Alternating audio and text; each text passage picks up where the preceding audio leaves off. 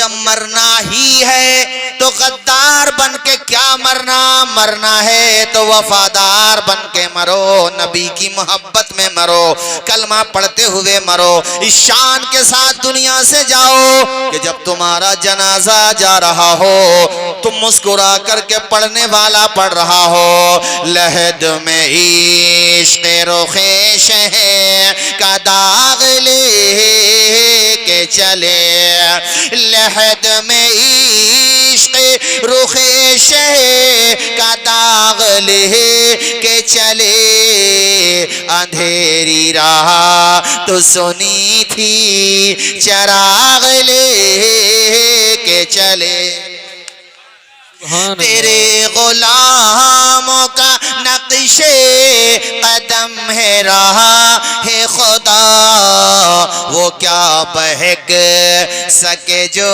ये सुराग ले के चले, रजा किसी सगे तैबा के पाँव भी चूमे, तुम और आह के इतना दिमाग ले के चले। भाई कारी साहब, जब मौत आना ही है, मौत ऊंची बोलो जरा, मौत आना ही है। अब मैं उस वक्त आया था इनके अजीजम मोहम्मद बरकत साहब के वालिद मरहूम के इसाले सवाब के सिलसिले में आया था, लगभग मेरे ख्याल से 6-7 महीना हो गया होगा, कमोबेश अभी लगभग। हाँ, उस वक्त मैं आया था, तब भी मैंने कहा था, और माशाल्लाह तब भी मजमा अच्छा था, अब भी मजमा अच्छा है। उस वक्त भी मैंने यही कहा था कि भाइयों, आज उनके इसाले सवाब की महफिल में हम बैठे हैं, वो दिन ज़रूर आएगा कि मेरे लिए भी महफिल इसाले सवाब सजाई जाएगी, कारी यूसुफ रजा साहब के लिए भी, आकिल रजा मुरादाबादी साहब के लिए भी, और वो जो हमारे मौलाना साहब है मौलाना रफ़ी साहब, हबीबी, अरे माशाल्लाह हबीबी सऊदी अरब से, हाँ वो तो मुझे मालूम है, हमारे अल्लाह खुश रखे।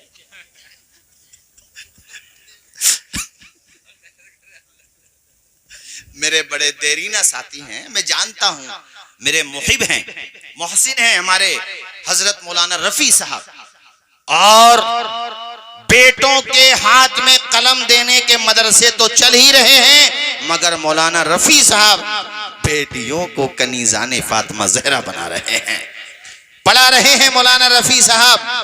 वो हो हम और आप सब हो मेरे साथियों, याद रखो दुनिया से सबको जाना है, मगर यार जाने वाला जब जाए तो इस शान के साथ जाए। देखा नहीं था तुमने बरेली में ताजु शरिया का जनाजा? देखा था कि नहीं देखा था? हैं? ना मीडिया कवरेज, ना पंफलेट, ना न्यूज में खबरें कि चलो बरेली, और फिर भी भर गया था बरेली। इतनी पब्लिक बरेली में बताते हैं रिकॉर्ड टूट गया, कभी जमा ना हुई। ये कहां से आ गए लोग? क्यों आ गए लोग? बोलो क्यों आ गए? कारी यूसुफ रजा मुस्कुरा के माइक पे पढ़ेंगे कि दामने मुस्तफा से जो लिपटा यह गाना हो गया, जिसके हुजूर हो गए उसका जमाना हो गया।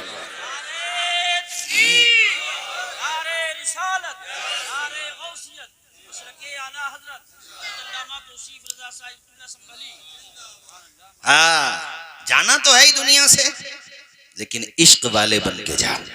बात यहां से चली, कारी साहब में ही कह रहा था कि हम पे अजाब कब का आ जाता, मगर अजाब इसलिए नहीं आता कि हम उम्मत में हैं हुजूर के, उनकी रहमत ना हो अगर दरमिया में, अभी आग लग जाए सारे जहां में। हाँ, लेकिन इसका मतलब यह भी नहीं है कि तुम गुनहगार ही रहो। अरे इस लायक चेहरा बना करके जाओ हैं कि हुजूर के सामने शर्मिंदा ना होना पड़े। अपने चेहरों पे सुन्नते मुस्तफा सजाओ, अपनी पेशानी में सजदों की तड़प पैदा करो, अपने आप को माँ बाप का फरमा बरदार बनाओ, नेक बनो, नमाजी बनो, परहेजगार बनो, ऐसे बनो जिधर से गुजरो दुनिया कहे मुस्तफा का वफादार जा रहा है, और जब मर के कब्र में जाओ तो फरिश्ते कहे जन्नत का हकदार आ रहा है।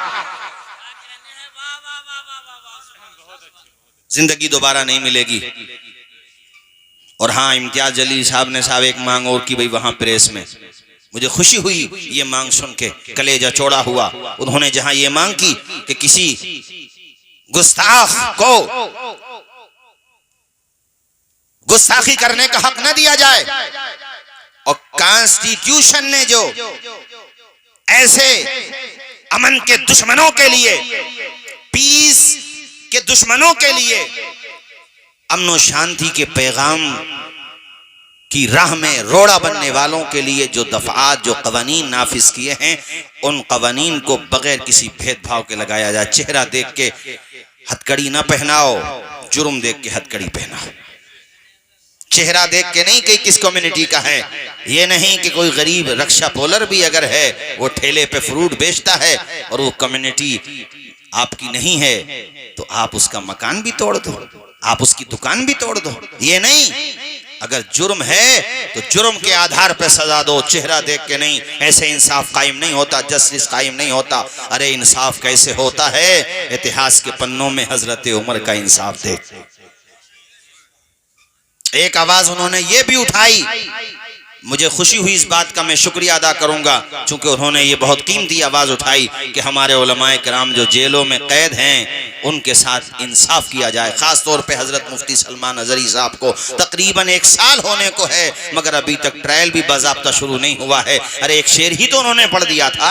अगर कोई उनका जुर्म है तो बताओ कौन सा जुर्म है? कब तक वो जेल में रहेंगे? एक जरा सा शेर पढ़ दिया तो उन्हें तुमने जेल में डाल दिया, और अभी तक वो बंदा जेल में है।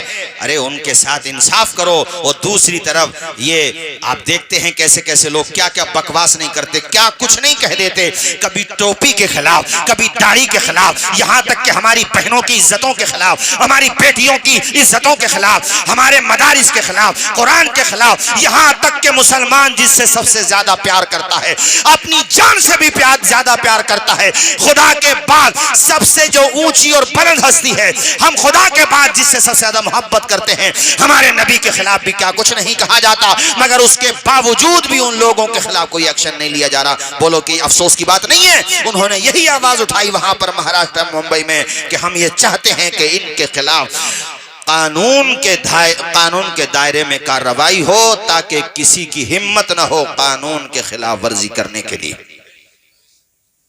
मेरे भाइयों, आपसे भी मैंने ये बात कही, इसलिए कही कि अपने आप को सुधारो।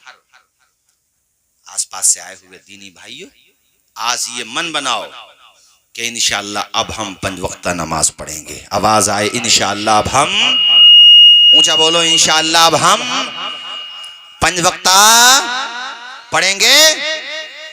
40 दिन पाबंदी कर लो, 40 दिन नमाज की, 40 दिन, लेकिन पाबंदी ऐसी हो कि भैया कौरमे का खाना छूट रहा है, आपके इलाके के जो मरगूब ग़िज़ा है, जो भी है, चलो नाम लेने की ज़रूरत नहीं है, उड़द चावल हैं, ये जो भी आपकी ग़िज़ा है, शादी में छूट रहा है, छूटने दो। नमाज का वक्त निकल रहा ना, हाँ नमाज में वक्त है तो पहले खा लो, लेकिन वक्त निकल रहा तो भैया क़ज़ा नहीं अदा, और अदा को ही करना है, अदा। हाँ, नमाज मत छोड़ो, 40 दिन पाबंदी करो, पाबंदी तो करो, 40 दिन नमाज मत छोड़ो, बाद में इंशाल्लाह नमाज आपको नहीं छोड़ेगी। ऐसी आदत पड़ जाएगी कि फिर जी नहीं चाहेगा नमाज छोड़ने के लिए। हजरत जो नमाजी होते हैं, जैसे ये हमारे बड़े बूढ़े बैठे हैं, बेटी के घर पे भी जाएं तो दामाद गए नाश्ता लेने हैं और अब्बा चले गए मस्जिद में सर झुकाने। पहचान हो जाती है नमाजियों की नमाज। जैसे आजकल के जवानों की पहचान है, घर पे नहीं है, कहाँ है भाई? वहीं होगा, कहाँ? या तो सट्टे में होगा, या फिर जुआ खेल रहा होगा, या फिर वहां होगा जहां नशेड़ी बैठे रहते हैं। पहचान बना ली तुमने, इतनी गंदी पहचान बनाई है। IPL देख रहा होगा फिर, या फिर मोबाइल चला रहा होगा। अरे कहीं नहीं होगा, मोबाइल चला रहा होगा, देखो ऊपर वाले कमरे में जाकर देखो, तो वो तो कमरा बंद करके अकेले पड़ा अंधेरे में, अंधेरे में ही पड़ा भला आदमी। अबे तेरे दिमाग के फ्यूज उड़ जाएंगे, फ्यूज ज्यादा मत चला मोबाइल। मैंने अभी एक रिपोर्ट पढ़ी, मेरे पास टेलीग्राम पे पड़ी हुई है वो रिपोर्ट, बगैर सबूत के नहीं बोल रहा हूँ, क्योंकि जाहिर सी बात है वीडियोस बनती हैं, लोगों तक बात जाती है, कोई भी बात बगैर सबूत के नहीं होना चाहिए। बाद में फिर रील बनती है, लोग मजाक उड़ाते हैं। ये मैं अपनी जमात के खुतबा से भी कहता हूँ, जो बोलो मजबूती के साथ बोलो।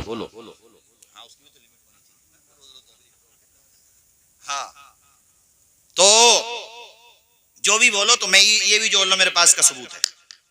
उसमें ये बात कही गई है कि आने वाले 10-15 सालों में ये अनुमान लगाया जा रहा है कि जिस तरह से बुखार के डॉक्टर बैठते हैं, जिस्मानी अमराज से मुताल्लिक आप हिदायत लेने के लिए डॉक्टर्स के पास जाते हैं, मेडिसिन लेने, दवाएं लेने, आने वाले 10-15 सालों में ये कह लो कि आने वाले वक्त में इस बात का कवी इम्कान है कि मोबाइल की बीमारी दूर करने के लिए भी साइकोलॉजिस्ट को बिठाना पड़ सकता है। यह अनुमान लगाया जा रहा है।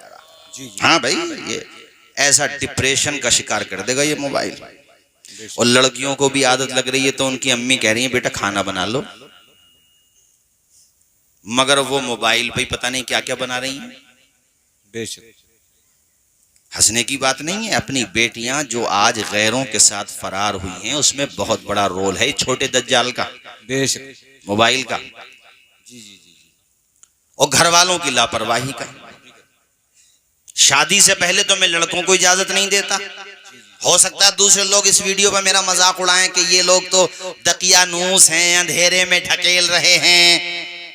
हम अपने हिंदू भाइयों से कहेंगे कि वो अपने पेशवाओं को सुने। उनके भी जो समझदार किस्म के बुद्धिजीवी है ना, वो भी अपनी नस्ल नौ से अपील कर रहे हैं कि मोबाइल का मिसयूज मत करो, तबाह बर्बाद हो जाओगे। जी जी बेशक बेशक।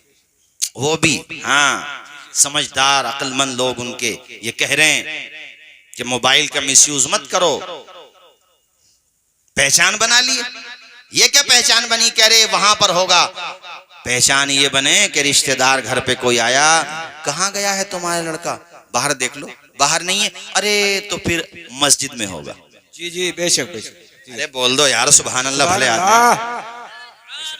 गुस्से में भर के बैठे हो, लड़का आया होगा घर पे। सुभान अल्लाह सुभान अल्लाह। बहुत अच्छे, जोर से बोलो जरा, जोर से सुभान अल्लाह। पूरा मजमा हाथ उठा के बोले सुभान अल्लाह। क्या कहा मैंने? सुना आपने? नहीं सुना? बोलो सुना। मस्जिद को पहचान बना लो। हुजूर की हदीस है, कुछ लोग मस्जिद की मीखें होते हैं, मीखें। जी जी जी मीखें उनकी पहचान होती है मस्जिद। इनके बारे में आता है जब इन लोगों का इंतकाल होता है 40 रोज तक मस्जिद की वो जगहें जहाँ इसने पेशानी झुकाई थी, खुदा की इबादत की थी, वो जगहें अल्लाह की बारगाह में इसके हक में मगफिरत की दुआएं करती रहती। जी जी सुभान अल्लाह। यार तुम मर गए तो घर वाले तो फातिहा पढ़ के आ जाएंगे, उन्हें तो इतनी जल्दी है कि इमाम ने जरा सी दुआ लंबी कर दी तो वो पीछे से उनको घबराहट सी हो रही है, वो अच्छा फील नहीं कर रहे हैं, वो सोच रहे हैं यार मौलाना ने बड़ी लंबी दुआ कर दी, जल्दी दुआ मुख्तसर करो। ये मेहमान आए हैं काशीपुर से, ये दफन में मेहमान आए हैं दलपतपुर से, ये तो बड़ी लंबी दुआ कर दी। तेरे पास लंबी दुआ करना गवारा तेरे घर वाले नहीं कर रहे हैं, तेरी मगफिरत का सामान वो क्या करेंगे? क्या गारंटी है?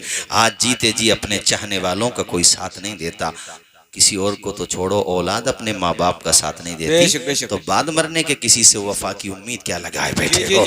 अपने हिस्से का काम खुद करके जाओ। अपने हिस्से का काम, बोलो जोर से, अपने हिस्से का काम खुद करके जाओ। खुद इतनी नेकियां करके जाओ कि हुजूर के सामने शर्मिंदा ना हो। खुदा की बारगाह में जब पहुंचो तो निगाहें मतलब परेशान ये सोच करके ना हो कि हमारे पास तो कुछ है ही नहीं।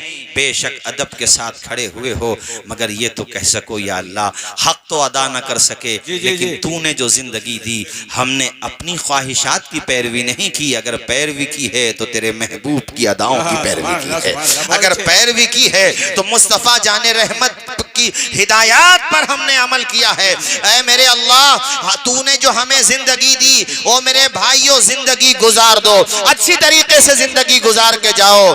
मरना तो सबको एक दिन है, मगर फर्क होता है मरने वालों में।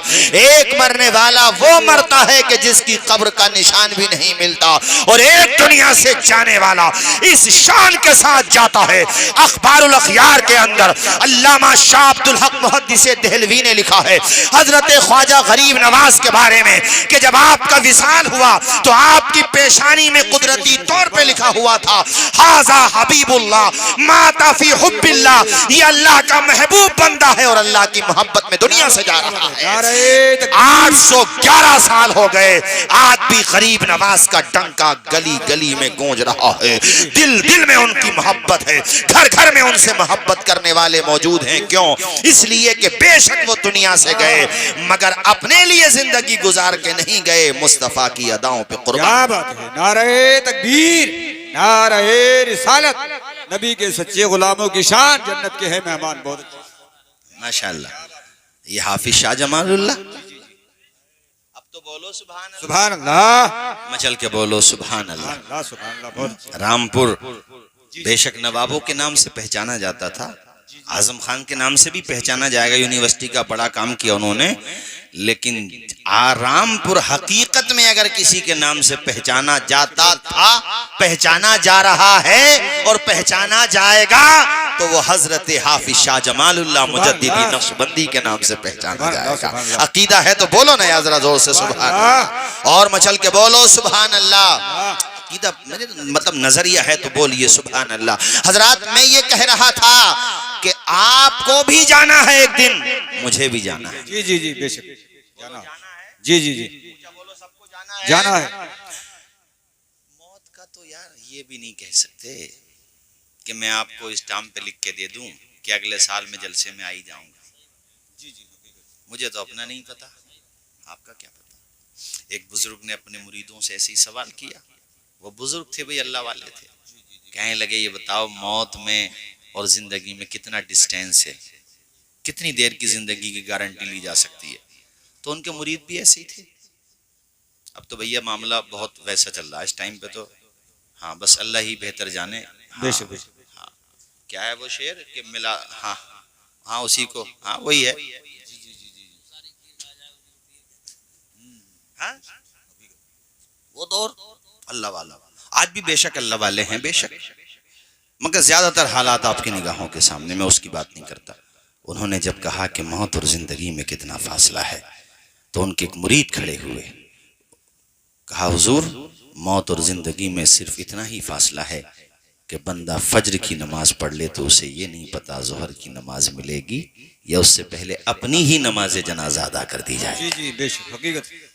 जी जी जी जी, बेशक बेशक हकीकत। हम इतना भी अगर सोच लें तो बहुत अच्छा अच्छा सोचने लगेंगे, इतना भी सोच लें इतना, हालांकि जवाब सही नहीं है उसका, हजरत ने मना कर दिया, जवाब ठीक नहीं है आपका। कई घंटे तक की बातें कर रहे हो तुम तो, हालांकि फैक्ट यही है दोस्त, जो आदमी सुबह आपकी बैठक में बैठ के आपसे बातें कर रहा था, 2-4 घंटे बाद कॉल आती है, यार अचानक तबीयत बिगड़ी, अस्पताल ले गए और वहां डॉक्टरों ने कहा इनकी तो डेथ हो गई। कितने हमारे आइज़ा अकरबा जो हमारे साथ रहते थे, बातें करते थे, घूमते थे, साथ थे, आज वो इस दुनिया में नहीं है। एक दिन हम भी इस दुनिया में नहीं रहेंगे। जी जी बेशक, आप भी नहीं रहेंगे। परसूपुरा की जितनी आबादी यहाँ जिंदों में है, इससे कई गुना ज्यादा यहाँ की आबादी वहां जा चुकी है जिसे तुम कब्रिस्तान कहते हो। जी जी बेशक। यहाँ तो जो आ रहा है वो जा रहा है, लेकिन वहां जो जा रहा है वो वापस नहीं आ रहा है। तो बताओ आबादी ये हुई या वो हुई? वो हुई।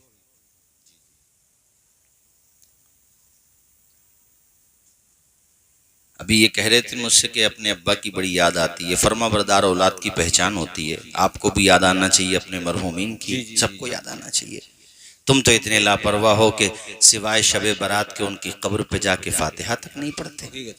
ऐसे ऐसे एहसान फरामोश हो, मकान उनका, जायदाद उनकी, घर उनका, छत उनकी, सब कुछ उनका, तुम्हारी रगों में ब्लड भी उनका, तुम्हारे लिए सब करके गए और तुमने ये समझा कि छमाई का बरसी का जलसा कर दिया, अब्बा का हक अदा हो गया। क्या हफ्ते में एक दिन जुमेरात या जुमे को, पीर को, या जिस दिन भी मोहलत मिले उस दिन जाके उनकी कब्र पे फूल नहीं डाल सकते हो? उनकी कब्र पे जाके कुरान मजीद की तिलावत नहीं कर सकते हो क्या?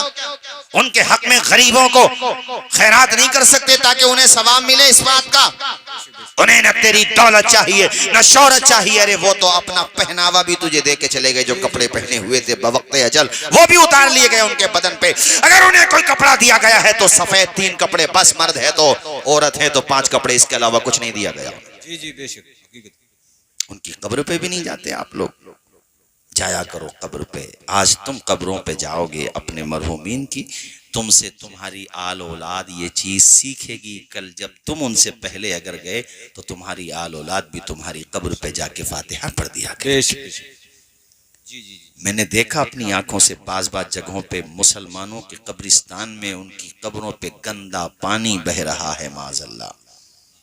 उनमें क्या क्या जुमले बोलूं मैं, कैसे कैसी गलाजतें भरी हुई हैं, तौबा तौबा। कब्रिस्तान में, जबकि असल ठिकाना तो हम अपने मकानात अच्छे किए, तुमने कब्रिस्तान को केयर नहीं किया। गवर्नमेंट से ही सोचो, गवर्नमेंट की कोई योजना है तभी हम बाउंड्री करेंगे, केयर करेंगे।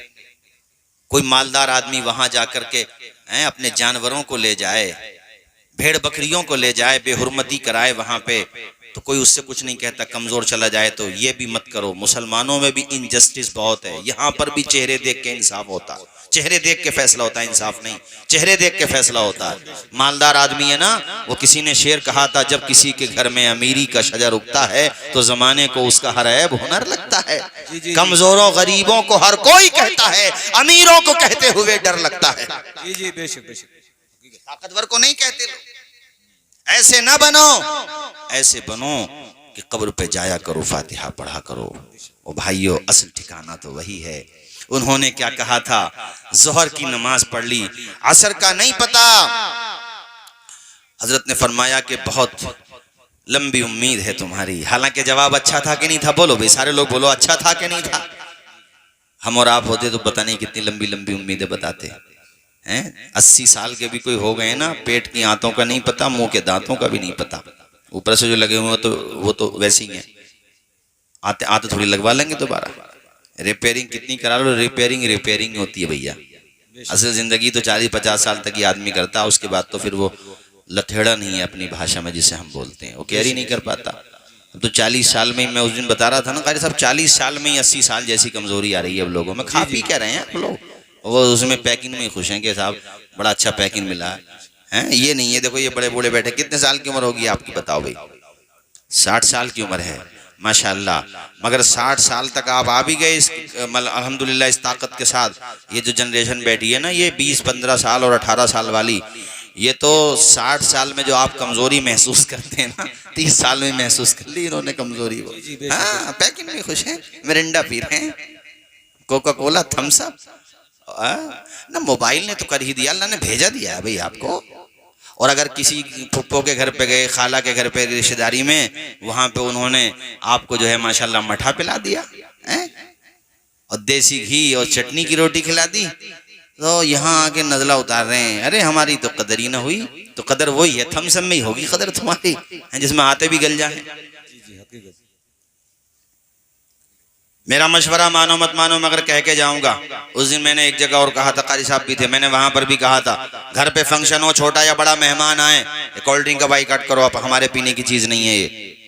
अब तो हिंदू भाइयों में भी बात उठ रही है कि टॉयलेट साफ करने का तेजाब है ये। राजीव दीक्षित ने बोला, निधन हो गया उनका, मगर उनकी क्लिप मेरे पास है, उन्होंने बोला है कि ये टॉयलेट धोने का तेजाब है, नुकसान देता है, ये डाइजेशन सिस्टम को बिगाड़ कर रख देता है ये। उन्होंने कहा देसी चीजें अपने घर पे, नींबू पानी पियो। जी जी, बेशक बेशक जी है, नींबू पानी में। और सबसे बढ़िया ये है कि हम लोग किसान हैं, और किसानी किसान के सपोर्ट ना करेगा तो कौन करेगा? मिलों से भी पैसे नहीं मिलते उनको, हैं, दिक्कत आती है। तो किसान को चाहिए घर पे, बेटी की शादी हो या बेटा की, हैं, लड़के का अकीका हो या लड़की का, फंक्शन छोटा हो या बड़ा, कर दो रिजर्व उन लोगों को जो निकालते हैं कोलू में से रस, और वो भी गन्ने का। जी जी, बेशक। इससे बढ़िया चीज नहीं है जो पी रहे हो आप। नहीं आई बात समझ में? घूर के क्यों देख रहे हो? ये सोच रहे हो कि मौलाना साहब गन्ने का रस चल गया तो रिश्ते नहीं आएंगे गाँव में? अरे रिश्ते तो जरूर आएंगे इंशाल्लाह, जब मन बना लोगे कि भैया यहाँ कोल्ड ड्रिंक नहीं आएगी, यहाँ पे पिया जाएगा तो देसी तरीका। जी जी, बेशक बेशक। देखो हमारे पीछे जो बैठे कितने खुश हो रहे हैं। क्या पिया जाएगा बोलो? देसी। हाँ, देसी चीजें पियो, देसी प्रोडक्ट। ये सेहत के लिए भी अच्छी चीज है, इससे नुकसान नहीं पहुंचेगा, बदन में ताकत रहेगी। मठा पियो, छाछ पियो, और कुछ ना मिले तो रुआवजा लेकर के आ जाओ। और मैं कहता हूं ये भी ना मिले तो सादा पानी पी लो, मगर कोल्ड ड्रिंक मत पियो। जी बेशक। अरे छुड़वानी है। जी जी जी, बेशक। अभी उस दिन तो हमारे कारी साहब भी थे, हम लोग साथ साथी थे, वहां के लोग तो यूं कह रहे,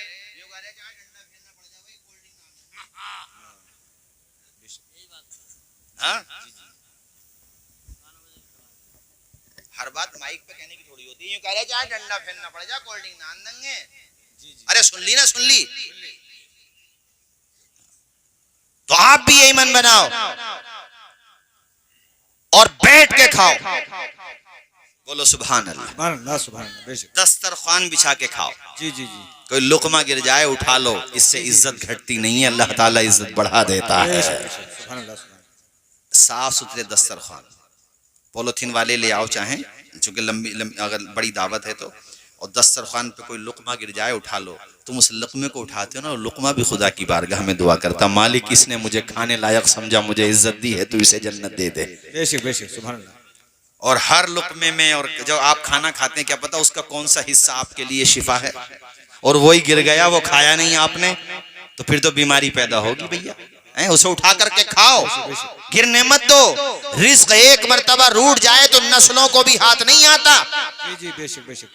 हाँ, और कहीं पर रिस्क गिरा हुआ देखो तो उसको इज्जत की जगह उठा के रख दो, किसी काम में आ जाए। बेशक। कोई जानदारी खा ले, उसे इंसान नहीं खा रहे तो कोई खा ले। नालियों में मत फेंको। मैंने बाज अमीरों को देखा है, खाने से ज्यादा वो खाने को खराब करते हैं, नालियों में बहा देते हैं। अरे उनसे पूछो जो एक एक रोटी के लिए तरस रहे हैं बेचारे, उन्हें खाने को नहीं मिल रहा है। गज्जा की पट्टी पे देखो उन मजलूमों को कि पानी, साफ पानी पीने को नहीं मिल रहा है। उनकी जगह तुम होते क्या खाने की ऐसी बेहुरमती करते जैसी की जा रही है। आप सबसे मैंने कहा मेरे साथियों, उन बुजुर्ग की ये बात सुनो, कलेजे पे तुम्हारे बर्फ पड़ेगी और मौत को जहन में बिठा लो। कुछ नहीं पता कब पयामे अजल आ जाए, नब्ज़ हस्ती कब खामोश हो जाए, गुलशन हयात पे कब पतझड़ आ जाए। मौत आ जाती है जहां घर नहीं होता, बहुतों को तो कफन तक भी मयसर नहीं होता। हजरत ने फरमाया बहुत लंबा टाइम लेके चल रहे हो कि फज्र की नमाज पढ़ ली, जोहर का नहीं पता। गलत है तुम्हारा जवाब।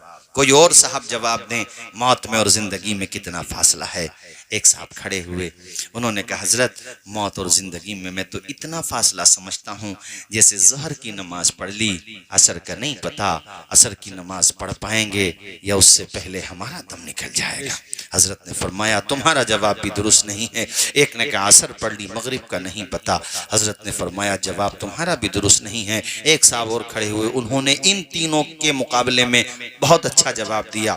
उन्होंने कहा हजरत मैं तो ये समझता हूँ कि नमाज की नीयत बांध ली, अब ये नहीं पता सलाम फेरने का मौका मिलेगा कि नहीं मिलेगा, या उससे पहले ही मेरा दम निकल जाएगा। यार ऐसा भी तसव्वुर अगर जहन में बैठ जाए, ऐसा नजरिया ख्याल और फिक्र की राहों में जम जाए, फिर तो नमाज भी नमाज होगी ना। जब नमाजी ये समझ रहा होगा कि ये नमाज मेरी जिंदगी की आखिरी नमाज है, तो उसकी नमाज में सोजो गोदास भी होगा, उसकी नमाज में खशियत भी होगी, उसकी नमाज में इखलास भी होगा, उसकी नमाज अल्हम्दुलिल्लाह कामिल नमाज होगी। और जब बंदा कामिल नमाज पढ़ करके कामिल नमाजी बन जाता है तो वो लगता यूं है जैसे जमीन पे सजदा कर रहा है, मगर रूहानी दुनिया में वो खुदा की रहमतों के करीब हो चुका है। क्या बात है, क्या बात है। नारे तकबीर, नारे रिसालत। जैसे नमाज की नियत बांधी तो हजरत ये नहीं पता कि नियत बांधने के बाद अब सलाम फेरने का मौका मिलेगा या नहीं मिलेगा।